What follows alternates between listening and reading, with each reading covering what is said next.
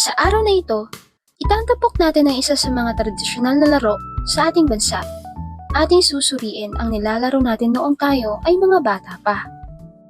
What's up, guys? This is Kikay. This is Shinshin. And this is Kong.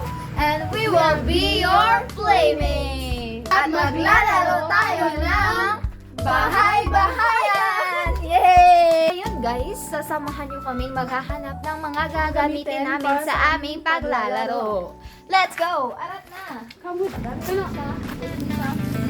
Ay, mag-iintay natin kayo.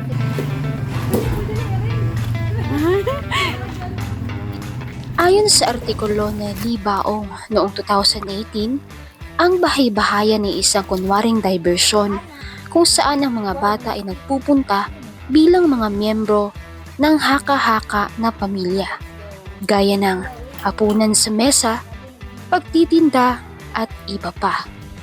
Ang larong ito ay mas magiging exciting at masaya kung mayroong 4 hanggang 5 manlalaro. Bilang isang Pilipino, mahalaga na malaman natin ito. At sa anumang paraan, ating tatandaan kung ano talaga ang mayroon tayo sa ating bansa.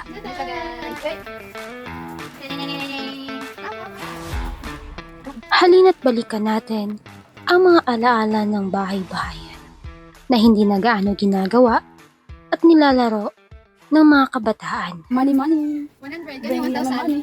1,000. Ito ang 5. 5 ni. Tapos, G's. G's. 1,000. 1,000. Yung muna, tuklit na ko na eh. Ako wala ko. Fai ko gai.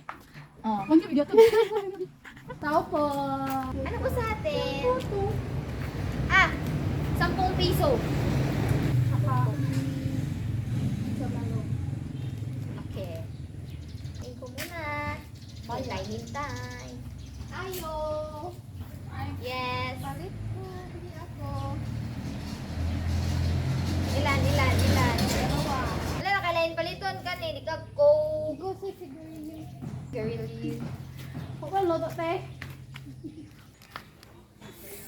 Woo! Ina. Chin ka. One.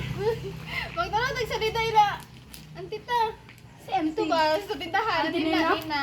Nina dito ka. Ito lang na ba? Dali na. Sige, okay. Nina. Antene, nasaan ka na po? Ang activity. Ali, diri mo.